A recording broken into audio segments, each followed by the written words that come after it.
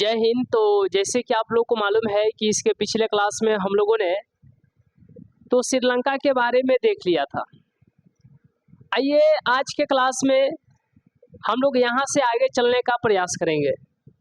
तो जैसे कि आप सभी लोग को मालूम है कि इसके पिछले क्लास में हम लोगों ने श्रीलंका के बारे में देख लिया था। इसके साथ ही साथ बेल्जियम के भी बारे में देख लिया था। अब हमें आज के क्लास में क्या ध्यान देना है, तो जैसे कि आप सभी लोग जानते हैं कि सामाजिक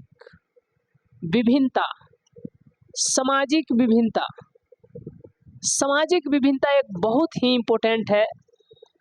ये लोकतांत्रिक देश में अगर कहीं पे सामाजिक विभिन्नता है तो ऐसा ये नहीं समझना है कि ये गलत है, बल्कि ये तो लोकतंत्र को और ज़्यादा खूबसूरती बना देता है।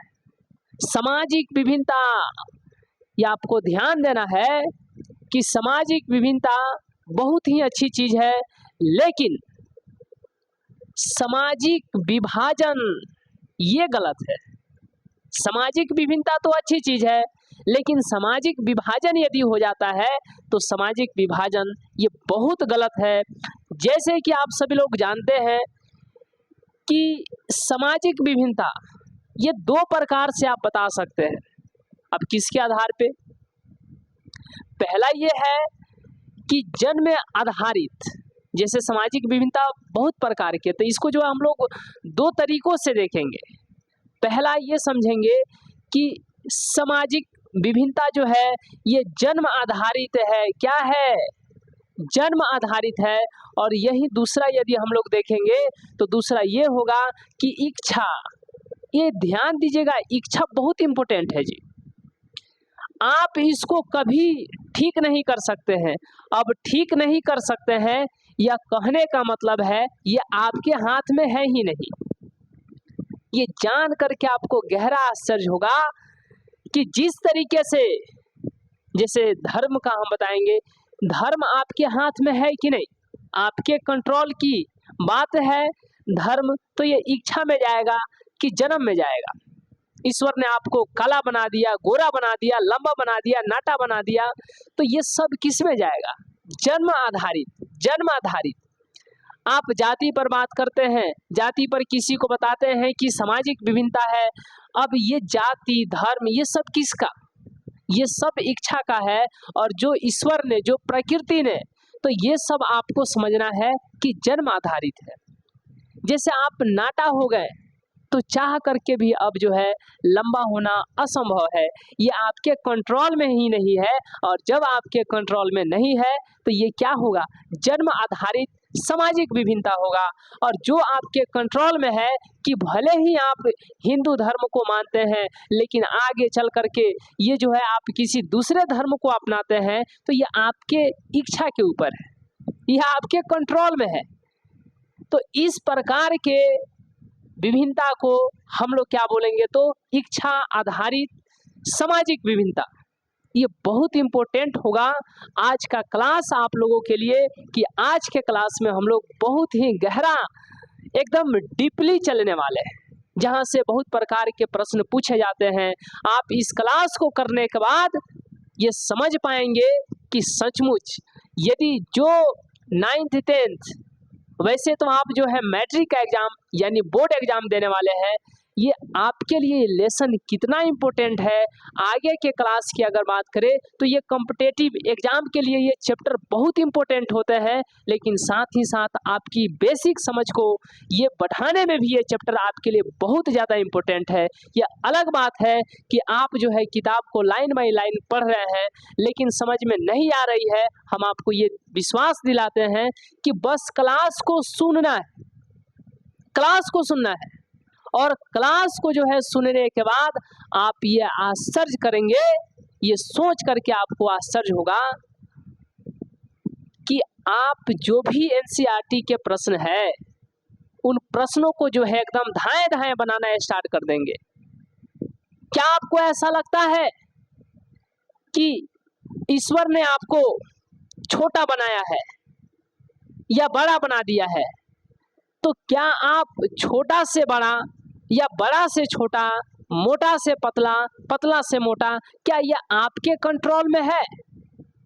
जब आपके कंट्रोल में नहीं है तो ये जन्म आधारित विभिन्नता है। सामाजिक विभिन्नता की हम लोग बात कर रहे हैं। आपकी जाति अलग है, आप चाहे किसी भी जाति से हैं, लेकिन आप जो है धर्म चेंज करेंगे, जाति ऑटोमेटिक चेंज हो जाएगा। यानी आप चाहे किसी भी ईश्वर, भगवान, अल्लाह किसी को भी मानते हैं, यह आपके कंट्रोल में है कि आगे चल करके आप किसी दूसरे धर्म को जो है एक्सेप्ट करते हैं, तो ये आपके इच्छा के ऊपर है। तो वो धर्म क्या है? इच्छा आधारित सामाजिक विभिन्नता है। तो आइए इसी के आधार पर लिंग की बात करें। आप महिला है, पुरुष है, कुछ भी है, तो लिंग ये किस में जाएगा? जन्म में जाएगा कि इच्छा में जाएगा? भाई लिंग आपके कंट्रोल की चीज है। अरे ये आपके जो कंट्रोल में है वो तो इच्छा है, लेकिन जो आपके कंट्रोल में नहीं है वो क्या है? जन्म है। यानी जन्म आधारित सामाजिक विभिन्नता है और इच्छा आधारित सामाजिक विभिन्नता। तो आज के क्लास को हम लोग बहुत गहराई के साथ जो है चलने वाले हैं। बस आपको अब यहाँ से धीरे धीरे ये फेज थोड़ा आपको तेज करना है।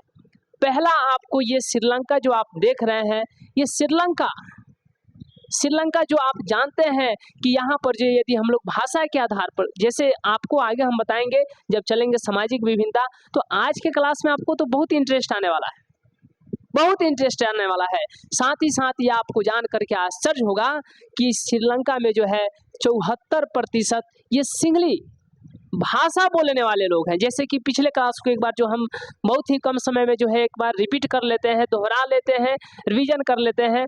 तो जब आप यहाँ पर देखिएगा तो श्रीलंका में 74% जो है सिंगली भाषा बोलने वाले हैं, और वहीं जो है 18% जो है आप यहाँ पर देखिएगा तो तमिल भाषा बोलने वाले हैं। जब श्रीलंका वाले यानी तमिल वालों ने किताब भी सारे के सारे जो है सिंगली भाषा में कर दिए, सारे के सारे एग्जाम को जो है सिंगली भाषा में ले रहे हैं, तो उससे जो है तमिल वाले ऑटोमेटिक छंटते चले जाते हैं, ऑटोमेटिक छंट रहे हैं। और इस तरीके से तमिल वालों की ये स्थिति हो गई है कि सारी नौकरी जो है 74% वाले के पास, यानी सारी नौकरी जो है किन के पास? सिंगली के पास। इनकी ही प्रधानमंत्री, इनकी ही मुख्यमंत्री, सब कुछ इनका। ये देखते देखते 18% तमिल वाले, इस तमिल वाले में कुछ हिंदू है, कुछ मुस्लिम है। ये 18% वाले तमिल वाले की ऐसी कंडीशन हो गई है कि ये खाने पीने के लिए विवश हैं। इनके पास पैसा नहीं है, परिवार को चलाने के लिए इनके पास कुछ भी नहीं है। अब सिंपल सी बात है कि जब आप बुक को चेंज कर दोगे किसी एक भाषा में, सिंगली भाषा में, आप एग्जाम को जो सिंगली भाषा में चेंज करके वहाँ पर एग्जाम को जो है सिंगली भाषा में लोगे, तो सोच करके देखिए, जो सिंगली भाषा जानते ही नहीं है वो तो ऑटोमेटिक जो है फेल हो जाएंगे, छटा जाएंगे, अलग हो जाएंगे। ये तो एक तरीके से नज़रअंदाज किया सिंगली वालों ने, किसको? तमिल वाले को। और देखते देखते इनकी मजबूरी रही। तो यही जान करके आपको ये सोच करके आश्चर्य होंगे, ये सोच करके आश्चर्य होंगे कि 1980 में जो है इन्होंने ये 18% वाले तमिल वाले ने जो है 1980 में एक पार्टी बनाया, 1980 में एक पार्टी बनाया। उस पार्टी का नाम था लिट्टे। लिट्टे का फुल फॉर्म होता है लिबरेशन टाइगर्स ऑफ तमिल इलम। ये लिट्टे पार्टी का हेड जो है प्रभाकरण है, और प्रभाकरण बच्चों को ऐसे ट्रेनिंग देते हैं कि 4 साल का बच्चा भी हथियार, बंदूक चलाने के लिए विवश है। क्यों? अपने अधिकार के लिए। महिलाएं भी चूड़ी को छोड़ करके बंदूक को जो है अपने दिलो दिमाग से, और इतनी जो है कुश्ती हर एक चीज से जो है ट्रेंड कर दिए हैं प्रभाकरण। कौन? प्रभाकरण। अब यही से ये सिस्टम जो आप धीरे धीरे अब हम लोग आगे चलेंगे तो ये आपको जान करके आपको आश्चर्य होगा कि यही पार्टी इतनी मजबूत हुई है, इतनी मजबूत हुई है। जब सोचे कि हमारे पास खाने के लिए कुछ नहीं है, कुछ भी नहीं है, तो इन्होंने सोचा कि सारा पैसा इनके पास है, सिंगली वाले के पास है, सारा का सारा नौकरी इनके पास है, इनके पैसे को ही लूटेंगे। और देखते देखते जो है ये इनके पैसे को ही लूट रहे हैं, सिंगली वाले के पैसे को ही लूट रहे हैं, उनके घर पे डाका डाल रहे हैं, चोरी कर रहे हैं, सब कुछ कर रहे हैं। ये देखते देखते तमिल वाले इतने मजबूत हो गए हैं कि इनके श्रीलंका के हर एक थाना पर जो है धावा बोलते हैं श्रीलंका, ये तमिल वाले। और वहाँ से जो भी वहाँ पर बंदूक है, वहाँ पे जो भी हथियार है, उसको लूट करके इतना शक्तिशाली हो गए हैं कि देखते देखते श्रीलंका की सेना ही इनसे तबाह है। श्रीलंका की सेना ही इनसे तबाह है। जब सेना की स्थिति काफी दयनीय हो गई तो श्रीलंका सरकार जो है भारत से मदद मांगती है। किससे? भारत से मदद मांगती है। और ये जान करके आपको गहरा आश्चर्य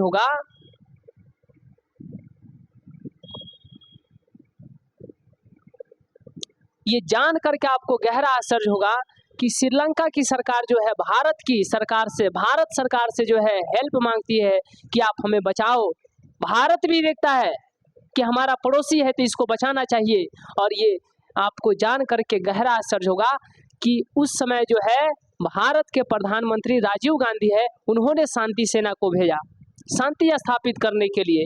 हालांकि ये तमिल वाले मना भी किए कि आप सेना नहीं भेजिए, क्योंकि हमारा हाल देखिए कि हमको जो है कैसे ये 74% वाले सिंगली वाले जो है हमको अल्पसंख्यक समझ करके कैसे जो है नज़रअंदाज किए, कैसे जो है अलग कर दिए, कैसे छांट दिए। लेकिन अब तो देखे कि ये पड़ोसी है, इसका हेल्प करना पड़ेगा। अब ये जो है शांति सेना भेज दिए तो इसी से नाराज हो गए कौन? लिट्टे वाले, तमिल वाले। और यही है कि 1991 में जब यहाँ पे दक्षिण भारत में, साउथ इंडिया में जब राजीव गांधी आते हैं, तब 1991 में जो है इसी लिट्टे की एक महिला जो है बम को अपने शरीर में बांध करके और इनको जो है उड़ा दी, इनको जो है मार दी। खुद तो गई ही, लेकिन साथ ही साथ इनको भी वो बोली थी कि हम तो जाएंगे ही, साथ ही साथ आपको भी लेकर के जाएंगे। क्यों? ये टावर यहाँ से धरेगा, शांति सेना भेजने के कारण। अब यहाँ पे हम लोग को समझना है कि श्रीलंका जो है तब तक अशांत है जब तक 2009 में प्रभाकरण की हत्या नहीं हो गई। और जब 2009 में प्रभाकरण की हत्या हुई, वहाँ से श्रीलंका की फिर सोचा कि अब जो है लोकतांत्रिक व्यवस्था को लाएंगे, उसमें सबको मिला करके चलेंगे। अब यहाँ से इस प्रकार हम लोग देखें कि अब जो है श्रीलंका में एक सही व्यवस्था के तहत जो है अब यहाँ पे शासन यहाँ आरंभ हुआ। और इस तरीके से हम लोग देखें कि श्रीलंका वही श्रीलंका जो सिर्फ और सिर्फ एक भाषा को बढ़ावा दिया, तो इसके ही देश के दूसरे भाषा बोलने वाले अल्पसंख्यक इसी देश के लिए काल हो गए। अब उसके बाद हम लोग देखें कि बेल्जियम जो है यहाँ पर, जैसे कि आप लोग को मालूम है कि 59% डच वाले हैं, और यहाँ पर देखिएगा तो 40% जो है फ्रेंच वाले हैं, और यहीं पर 1% जो है जर्मन वाले। तो ये ओवरऑल बेल्जियम की बात है। जैसे कि आप इस बेल्जियम को 2 हिस्से में बांट सकते हैं। ऊपर वाला हिस्सा में ये ब्रुसेल्स जो आप यहाँ पर देख रहे हैं, यहाँ पे जो है बेल्जियम के जो है बीच में जो है ब्रुसेल्स है। वहाँ पर जब देखिएगा, यहाँ पर ब्रुसेल्स है, यहाँ पर देखिएगा तो इसके जस्ट ऑपोजिट 80% जो है फ्रेंच है, और यहाँ पर मात्र 20% जो है डच है। 20% डच है, तो 80% फ्रेंच वाले ब्रुसेल्स की बात कर रहे हैं। ओवरऑल में 59%, 40%, 1%, लेकिन ये सिर्फ और सिर्फ ब्रुसेल्स की बात करें तो 80% फ्रेंच, 20% डच। अब इस तरीके से जो है ये मिला करके चल रहे हैं। ये बेल्जियम वाले कहते हैं कि हम 3 प्रकार की सरकार को गठित करेंगे। पहला जो सरकार होगा केंद्रीय सरकार, दूसरा जो होगा बेल्जियम सरकार, बेल्जियम नहीं, ब्रुसेल्स सरकार यहाँ पे, और तीसरा जो होगा वो सामुदायिक सरकार होगा। तो इस तरीके से डच वाले फ्रेंच वाले को, जहाँ पे डच वाले ज़्यादा हैं फ्रेंच वाले कम है, ये दोनों सीट को जो है 50-50% सीट पर जो है बांट करके चलते हैं। तो फ्रेंच भी देखा कि हमको इधर मिला 50%, तो इनकी संख्या यहाँ पर 20% कम है ब्रुसेल्स में, तो हमको भी इनको जो है, हम भी जो है इनको 50% यानी 50-50% सीट पर जो है आधा आधा करके चलेंगे। तो ये देख रहे हैं। और जो वहाँ पे आप देखिएगा इस साइड में, जब आप देखिएगा इस साइड में बेल्जियम की साइड में, तो यहाँ पर जो है जर्मन वाले हैं जो कि 1% बहुत कम है। तो इस तरीके से जो है इनको भी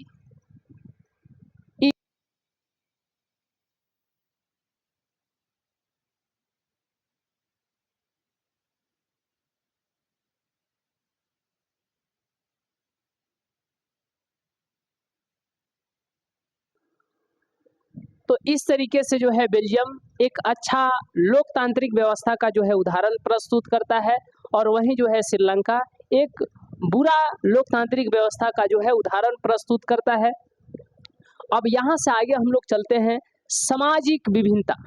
सामाजिक विभिन्नता कोई खराब नहीं है, बल्कि सामाजिक विभाजन जो है गलत चीज़ है। अब यहाँ पे हम लोग देखते हैं सामाजिक विभिन्नता को, देखते हैं किसको देखते हैं, सामाजिक विभिन्नता को। जैसे कि आप लोग जानते हैं कि अभी हम पहले आपको बताएं कि सामाजिक विभिन्नता को जो है हम लोग दो तरीके से, पहला जो है जन्म आधारित और दूसरा जो है इच्छा आधारित, ये दो प्रकार से जो है अलग अलग करके देखेंगे। सबसे पहले आपको ध्यान देना है सामाजिक विभिन्नता।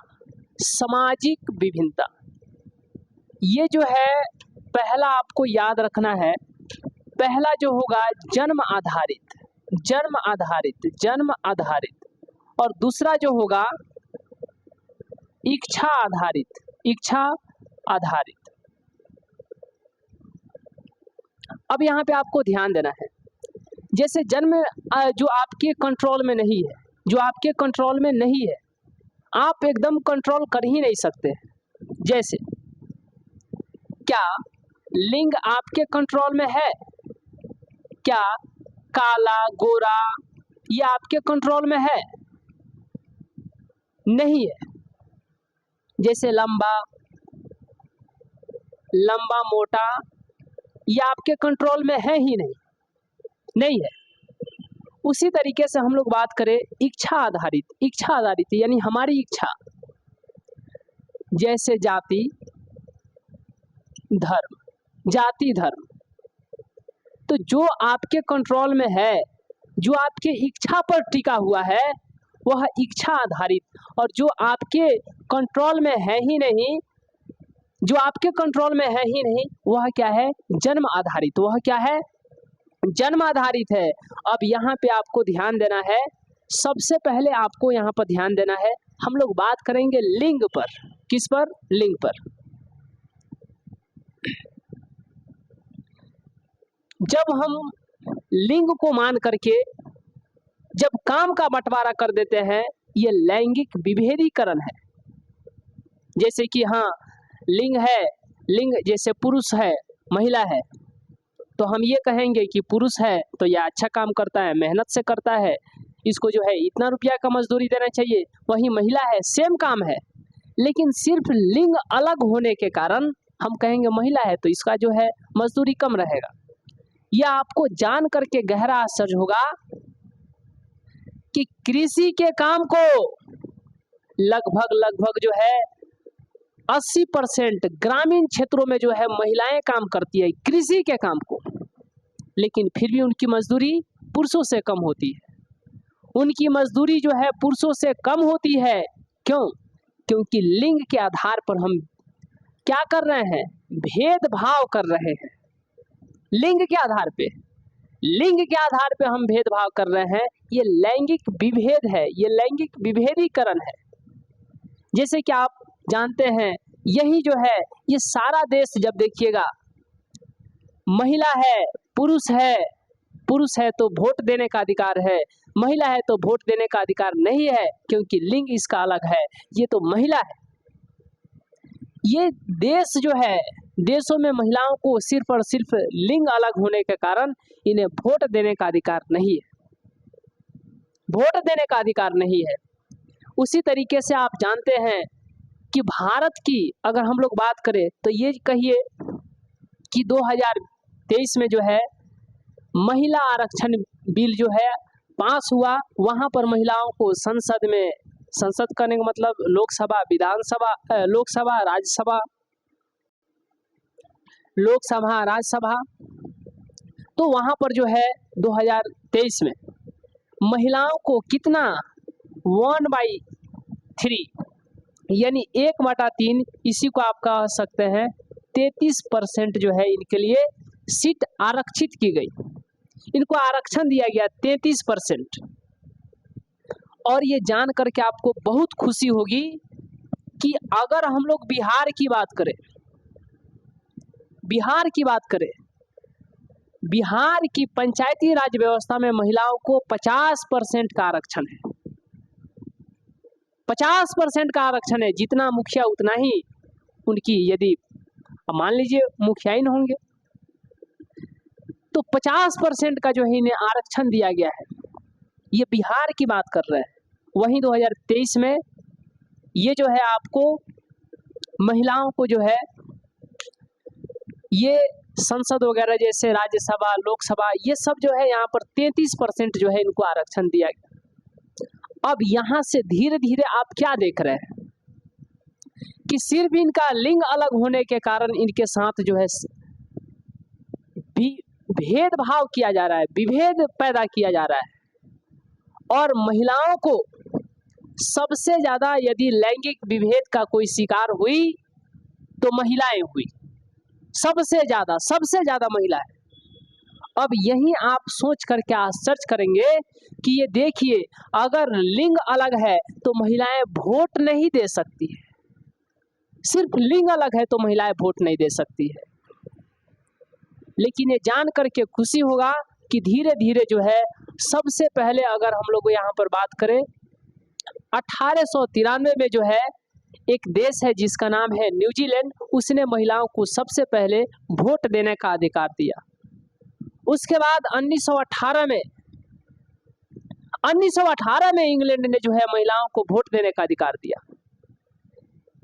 अंग्रेज 1918 में महिलाओं को वोट देने का अधिकार दिए, और यही अंग्रेज भारत पर जो है अपना शासन चला रहे थे। तो भारत में भी जो है 1919 में जो है महिलाओं को वोट देने का अधिकार दिया गया। वहीं सबसे बाद यदि बात करें तो फ्रांस की बात करें, ये फ्रांस जो है 1945-1946 में जो है महिलाओं को वोट देने का अधिकार दिया। और सबसे बाद एक देश जो है 1971 में, जिसका नाम है स्विट्जरलैंड, यह जो है महिलाओं को वोट देने का अधिकार दिया। यह आप क्या देख रहे हैं कि सिर्फ लिंग अलग है तो इनके साथ भेदभाव है। धीरे धीरे यह आपको जान करके गहरा आश्चर्य होगा कि अब जो है महिलाओं की स्थिति में भारत के संदर्भ में यदि हम बात करें तो महिलाओं की स्थिति में बहुत हद तक सुधार हुआ है। यह अलग बात है कि अब किसी भी अधिकार को पाने में और उसको समझने में टाइम लगते हैं। जैसे बिहार की पंचायती राज व्यवस्था की बात करें तो ऐसा नहीं है कि महिलाएं जो है जीती और जीत करके अपना सब काम कर रही है, बल्कि इनके एमपी काम करते हैं, मुखिया पति काम करते हैं। मुखिया महिला है लेकिन काम करेंगे इनके पति, पुरुष काम करेगा। तो कुछ जो है महिलाओं को अधिकार पाने और उसको समझने में समय लगते हैं, लेकिन कम से कम मुखिया पति ही काम को कर रहा है, मुखिया पति ही सही, लेकिन इनसे इनका मनोबल तो बढ़ा है ना। इनको तो समझ में आया है ना कि हम भी जो है समाज के लिए बहुत अच्छा काम कर सकते हैं, कम से कम मनोबल तो बढ़ा है। अब यही चीज आपको देख करके 33% धीरे धीरे महिलाओं की स्थिति में सुधार हो जाएगी। अब यही आप देखिएगा तो अब सबसे पहले हम धर्म की बात करते हैं। धर्म भी बहुत खतरनाक है। महात्मा गांधी ने स्वयं कहा था कि धर्म के बिना राजनीति नहीं, धर्म के बिना राजनीति नहीं। यह आपको जान करके गहरा आश्चर्य होगा कि जिस समय अलग अलग देश अपना धार्मिक, अपना राष्ट्रीय धर्म को घोषित कर रहे हैं, श्रीलंका कह रहा है कि हमारा राष्ट्रीय धर्म, 1956 में श्रीलंका कह रहा है कि हमारा राष्ट्रीय धर्म बौद्ध धर्म होगा, वहीं दूसरी तरफ पाकिस्तान कह रहा है कि हमारा राष्ट्रीय धर्म इस्लाम होगा, तो दूसरी तरफ इंग्लैंड कह रहा है कि हमारा राष्ट्रीय धर्म ईसाई होगा। जब बात आई भारत की, तो भारत इस विषय पर चुप है। भारत का संविधान भी चुप है कि हमारा कोई भी राष्ट्रीय धर्म नहीं है, क्योंकि भारत इस बात के लिए चुप है कि संविधान बनाने वाले लोग ये जानते थे, उन्हें अच्छे तरीके से सत्ता में साझेदारी का महत्व पता था। ऐसा नहीं है, ऐसा नहीं है। भारत में क्या था, जिस समय इंग्लैंड कह रहा है कि हमारा राष्ट्रीय धर्म ईसाई होगा, पाकिस्तान कह रहा है कि हमारा राष्ट्रीय धर्म इस्लाम होगा। राष्ट्रीय धर्म यानी हम धर्म की हिफाजत करेंगे। यदि किसी देश का कोई राष्ट्रीय धर्म है तो इसका मतलब क्या हुआ कि वह देश उस धर्म को हर हाल में जो है हिफाजत से अच्छे तरीके से रखेगा, किसी प्रकार का कोई दिक्कत नहीं होगा, उस धर्म पर आंच नहीं आने देगा। तो जिस समय पाकिस्तान कह रहा है कि हमारा राष्ट्रीय धर्म इस्लाम होगा, हमारा ईसाई, ये जो है इंग्लैंड कह रहा है कि हमारा राष्ट्रीय धर्म ईसाई होगा, उसी तरह जो श्रीलंका है ये कह रहा है कि हमारा राष्ट्रीय धर्म बौद्ध होगा, तो भारत भी ये कह सकता था। भारत में सबसे ज्यादा हिंदू लोग, हिंदू धर्म, तो भारत भी कह सकता था कि हमारा राष्ट्रीय धर्म हिंदू होगा। लेकिन ये जान करके आपको गहरा आश्चर्य होगा, संविधान बनाने वाले लोग ये जानते थे कि आप किसी धर्म को सिर्फ बढ़ावा दोगे, किसी जाति को बढ़ावा दोगे, तो वह देश के लिए सही नहीं है। जाति गलत नहीं है, धर्म भी गलत नहीं है। महात्मा गांधी ने कहा है कि धर्म के बिना राजनीति नहीं, तो इसका मतलब क्या है? इसका मतलब ये है धर्म और पंथ। धर्म ये अलग चीज है। धर्म मतलब आप जो काम कर रही है आपका धर्म है। आप अपने धर्म को, धर्म मतलब आप अपने कार्य को अच्छे तरीके से कीजिए, आपका धर्म सही होना चाहिए। धर्म सही होना चाहिए मतलब आपका काम अच्छा होना चाहिए। इस संदर्भ में महात्मा गांधी ने कहा था कि धर्म के बिना राजनीति नहीं। ऐसा धर्म नहीं जो आप पूजा पाठ कर रहे हैं, ये वाला धर्म नहीं, वो तो पंथ में जाएगा। तो ये आपको जान करके हर एक बात को जब जानिएगा, समझिएगा, तो आपको समझ में आएगा। ऐसा नहीं है कि भारत जो है श्रीलंका को देख लिया कि हाँ श्रीलंका ने जो है एक धर्म को बढ़ावा दे दिया, एक जो है भाषा को जो है बढ़ावा दे दिया, और वह देखा कि श्रीलंका में सबसे ज़्यादा सिंगली बोलने वाले लोग ज़्यादा हैं, तो यह सोच करके श्रीलंका ने वह अपना राष्ट्रीय धर्म घोषित कर लिया। और इस तरीके से जब वो अपना राष्ट्रीय धर्म घोषित कर लिया, बहुसंख्यक के जो है पक्ष को रख करके, बहुसंख्यक को देख करके अपना फैसला जो है बहुसंख्यकों के हित में कर लिया, और इस तरीके से अल्पसंख्यकों को नजरअंदाज कर दिया, तो वहीं अल्पसंख्यक जो है उस देश के विनाश का कारण बने। ऐसा नहीं था कि भारत जो है उस समय श्रीलंका को देख रहा है। भारत जो है उस समय तो श्रीलंका में तो 1956 60 के दशक की बात है, लेकिन भारत उससे भी पहले है। तो इस तरीके से जब आप देखिएगा, ये ऐसा नहीं है कि भारत जो है श्रीलंका को देख करके हाँ श्रीलंका जो है बर्बाद हो गया, उसको देख करके भारत जो है सीख ले रहा है कि नहीं हमें अपना राष्ट्रीय धर्म घोषित नहीं करना चाहिए। ऐसा नहीं है, बल्कि ये जो संविधान को बनाने वाले लोग थे वो बहुत दूरदर्शी लोग थे, बहुत ज्यादा दूरदर्शी लोग थे। वो जानते थे कि सत्ता की साझेदारी, सत्ता के साझेदारी का उन्हें महत्व जो है अच्छे तरीके से पता था। ऐसा नहीं था कि वो जो है किसी दूसरे देश को देख करके, किसी दूसरे भाषा को, अलग अलग जो है धर्म को देख करके ये फैसला ले रहे हैं कि हमारा राष्ट्रीय धर्म नहीं होगा।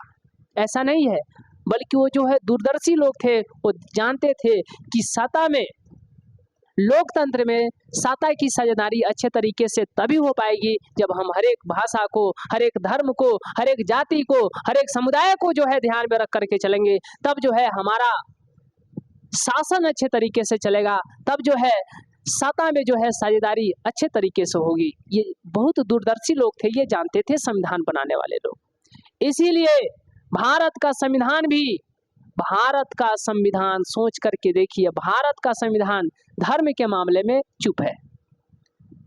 जब उससे पूछा गया कि आपका राष्ट्रीय धर्म क्या होगा, तो भारत का संविधान चुप है। और यह जाकर के अंततः 1976 में जो है 42वें संविधान संशोधन के द्वारा जो है एक प्रस्तावना में शब्द जोड़ा गया, प्रस्तावना में शब्द जोड़ा गया, उस शब्द का नाम था पंथ निरपेक्ष। पंथ निरपेक्ष, पंथ निरपेक्ष यानी कि हम किसी भी धर्म को ना ही बढ़ावा देते हैं और ना ही जो है हीन नजर से देखते हैं, बल्कि हमारे नजर में जो है सभी के सभी जो है धर्म जो है इक्वल है, बराबर है। हम सब धर्म को जो है समभाव की दृष्टि से देखते हैं, सभी धर्म को हम बराबर मानते हैं। ये भारत की संविधान की सबसे बड़ी खूबसूरती है। और ये जान करके आपको आश्चर्य होगा कि श्रीलंका में ज्यादा नहीं 2 से 3 भाषा बोलने वाले लोग रहते हैं। पाकिस्तान में भी कुछ ज्यादा अलग अलग भाषाओं के अलग अलग जाति धर्म के लोग नहीं हैं। नेपाल में कोई अलग अलग जाति ज्यादा अन्य धर्म के लोग नहीं हैं। म्यांमार में भी नहीं है। लेकिन क्या श्रीलंका में, पाकिस्तान में, नेपाल में, म्यांमार में लोकतंत्र उस प्रकार से विकसित हुआ? क्या उस प्रकार से इन सारे देशों में शांति रही जो शांति भारत में रही? यहाँ पे अलग अलग धर्म जाति सभी वर्ग, हर एक भाषा को बोलने वाले लोग, हर एक धर्म जाति धर्म भाषा के लोग हैं, फिर भी इनमें कोई दिक्कत नहीं। जो शांति भारत में है, क्या वह शांति इनके पड़ोसी देशों में है? नहीं है। तो ये भारत की लोकतंत्र की सबसे बड़ी खूबसूरती है, सबसे बड़ी खूबसूरती है। ये जान करके आप सोच पड़ेंगे कि भारत में लगभग जो है 1300 भाषा बोलने वाले लोगों की जो है पहचान की गई है। भारत में 1300 प्रकार की भाषा बोली जाती है। जब इसकी 8वीं अनुसूची को उठा करके देखिएगा तो वहां पर जो है 22 भाषा को जो है 8वीं सूची में रखा गया है कि आप 22 भाषा में से जिस भाषा में चाहे एग्जाम देना तो दे सकते हैं। ये लोकतंत्र की, भारतीय लोकतंत्र की सबसे बड़ी खूबसूरती है। ऐसे ही हमारे देश में आपको हर एक जो है 40-50 किलोमीटर की दूरी पर जो है लोगों का भाषा नहीं, टोन बदल जाता है। ये ऐसा नहीं है कि आप 40-50 किलोमीटर में ऐसा नहीं है कि आप तो किसी दूसरे राज्य में चले जाइएगा। बिहार की बात करेंगे तो बिहार में ही रहिएगा, लेकिन जैसे ही 40 किलोमीटर की दूरी पर जाइएगा तो लोगों का भाषा का टोन बदल जाएगा। जैसे कहीं पे 40 किलोमीटर पहुंचेगा तो वहां पर पता चला कि वहां पर लोग कह रहे हैं कि खातड़े। उससे आगे 40 किलोमीटर और आगे बढ़ गए तो वहां पर कहा जाता है खैले है। उससे आगे जाइएगा तो खैनी, हाँ, खातर जा। ऐसे जैसे जैसे आप बढ़ते जाइएगा तो लोगों के भाषा का टोन बदल जाएगा। ये एक राज्य की हम बात कर रहे हैं। ये सोच करके देखिए कि भारत कितना बड़ा। ये यहाँ पे अलग अलग राज्यों में अलग अलग प्रकार के लोग रहते हैं, उनकी भाषा अलग है। ये जान करके आपको गहरा आश्चर्य होगा कि इधर जो है पूरा हिंदी बोलते हैं, बिहार में जो है यहाँ पर हिंदी बोली जाती है। इधर देखिएगा तो ये साउथ इंडिया वाले अपनी भाषा को बोलते हैं, यहाँ पर देखिएगा तो तमिल वाले ये अपने भाषा को बोलते हैं, इनको हिंदी आती ही नहीं। और यही कारण रहा कि जब जो है भारत की जो है राष्ट्रीय भाषा जो रखने की बात की गई कि हिंदी, तो हिंदी को नहीं रखा गया, नहीं रखा गया हिंदी को। ये लोग जो है विरोध किए कि हम लोग हिंदी को जो है राष्ट्रीय भाषा नहीं रहने देंगे। ये सोच करके आपको गहरा आश्चर्य होगा कि ये तब की बात है जब भाषा के लिए लोग यहाँ पर मरना शुरू कर दिए, मरना शुरू कर दिए, तब जो है हिंदी को राष्ट्रीय भाषा नहीं रखा गया। और इस तरीके से जो आप जान करके आश्चर्य में रहेंगे कि तब जा करके 8वीं अनुसूची में जो है 22 भाषा को जो है सम्मिलित किया गया। और उस तरीके से जो आप देखिएगा तो हिंदी राष्ट्रीय भाषा नहीं है। अब यहाँ पर आपको हर एक बात को सोच करके हर एक चीजें समझ में आएंगी कि ये सिर्फ आप क्या देखे थे, ये लिंग को देखे थे। उसके बाद अभी हम धर्म की बात करेंगे, धर्म की बात कर रहे हैं। ये धर्म बहुत फुल चार्ज है, बहुत ज्यादा फुल चार्ज है। ये लोगों को इतना चार्ज कर देता है, इतना चार्ज कर देता है कि मामला सांप्रदायिकता बन जाती है, मामला दंगा की बन जाती है। जाति धर्म, हम तो अभी आपको बताएं कि भारत का कोई राष्ट्रीय धर्म नहीं है, भारत एक पंथ निरपेक्ष राज्य है। अब यहाँ पे आप देखिएगा तो 42वें संविधान संशोधन के द्वारा जो है प्रस्तावना में, भारत की प्रस्तावना में पंथ निरपेक्ष एक शब्द जोड़ा गया कि भारत जो है किसी धर्म को बढ़ावा नहीं देता है।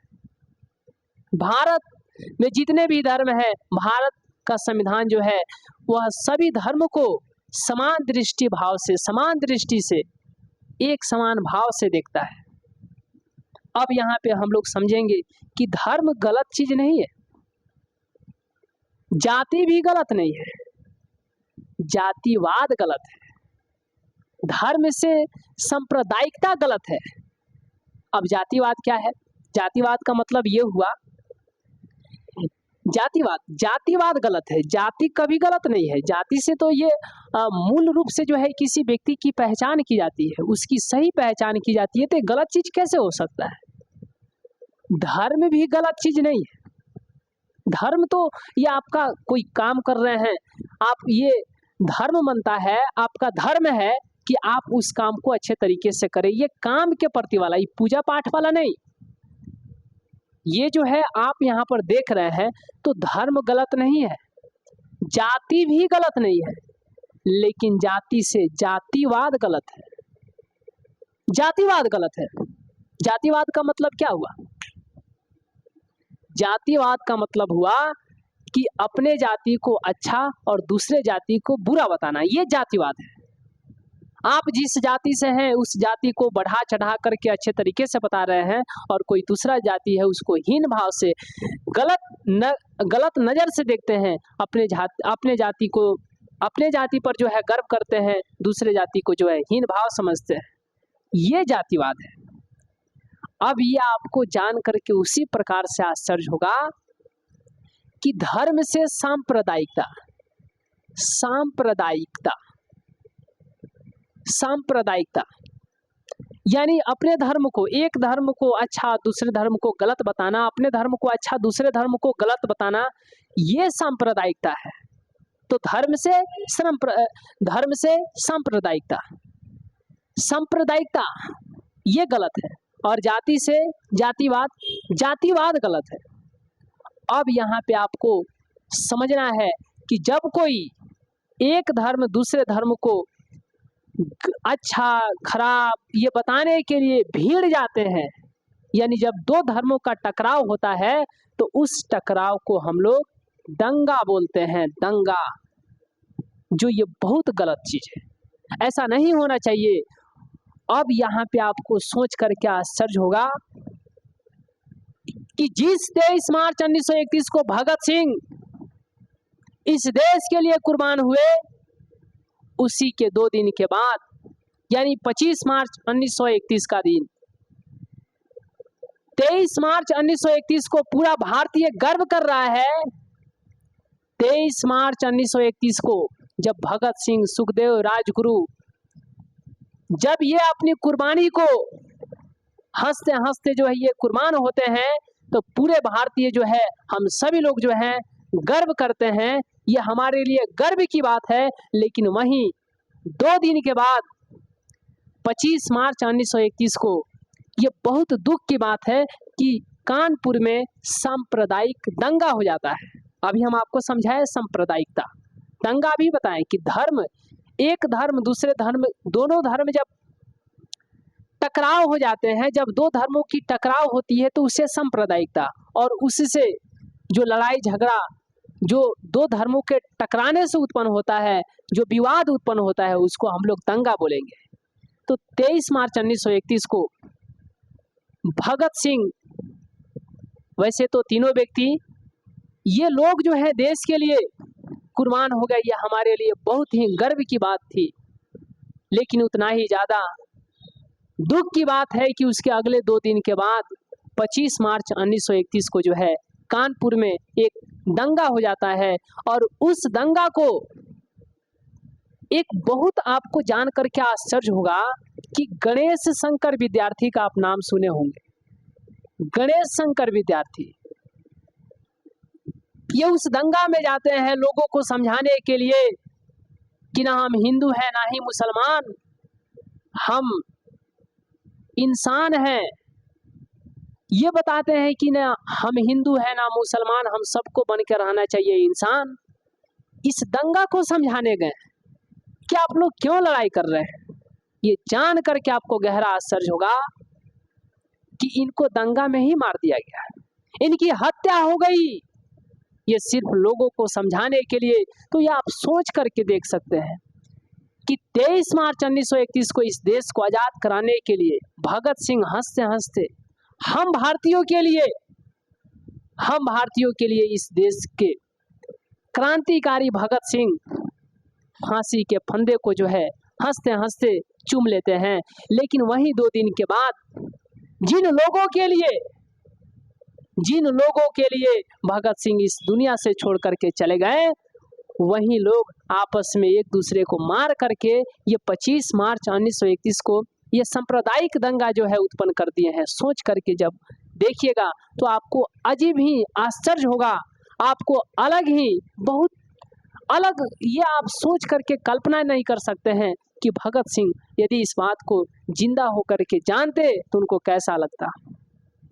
ऐसे बहुत ऐसे जो है बातें हैं जो हम लोगों को समझना चाहिए। क्या आपको पता है कि देश में सबसे पहले झंडा कब फहराया गया? ये जान करके आपको आश्चर्य होगा, कहिएगा 1947 में। बहुत अच्छी बात है 1947 में। लेकिन क्या आपको पता है कि 14 अगस्त को भी झंडा फहराया गया, 15 अगस्त को भी झंडा फहराया गया और 16 अगस्त को भी झंडा फहराया गया।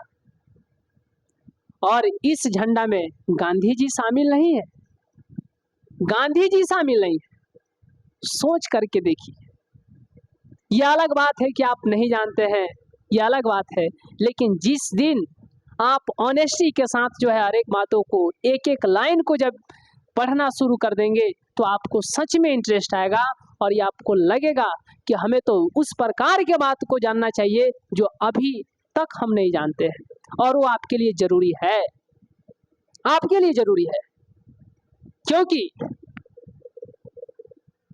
हर एक बातों को जब तक आप नहीं समझिएगा, नहीं जानिएगा, आप कैसे कल्पना कर पाएंगे कि आप किस युग में हैं, किस युग में हैं, आपकी रिस्पॉन्सिबिलिटी क्या बनती है। तो धीरे धीरे आप ये देख रहे हैं, पहला रीजन गांधी जी झंडोत्तोलन में शामिल नहीं है। इसका पहला रीजन कि भारत पाकिस्तान का बंटवारा हो गया, इससे गांधी जी बहुत असंतुष्ट थे। वो नहीं थे उस समय, भारत कहीं जा रहे थे लेकिन कलकत्ता में ही रुके हुए थे। दूसरा कारण ये है कि उस समय ये दंगा जो आप देख रहे हैं ना, उस समय चरम सीमा पर थी, चरम सीमा पर थी। सबसे ज्यादा दंगा उस वक्त हो रहे थे। ये 2 मुख्य कारणों से गांधी जी जो है झंडा तोलन में जो है उतना संतुष्ट, उतना खुश नहीं दिखे जितना आजादी के जश्न उनको जो है, जितना आजादी की जश्न जो है आजादी की पहले थी उनको, कि जब देश आजाद होगा तो जितने आजादी से, जितने जश्न के साथ जो है हम भारत की जश्न आजादी को मनाएंगे, देश को आजाद होने से पहले जितना वो सोचे थे उतना जब देश आजाद हुआ, जब झंडा तोलन किया जा रहा है, उतना संतुष्ट, उतना खुश नहीं दिख रहा है। तो इसके लिए बहुत सारा रीजन रहा। उसमें 2 रीजन जो है, पहला कि भारत पाकिस्तान का बंटवारा होना, इससे गांधी जी बहुत असंतुष्ट थे। दूसरा कि उस समय जो है ये दंगा अपने चरम सीमा पर थी, सबसे ज्यादा उस समय दंगे हो रहे थे। इन 2 कारणों से, मुख्य 2 कारणों से गांधी जी असंतुष्ट थे।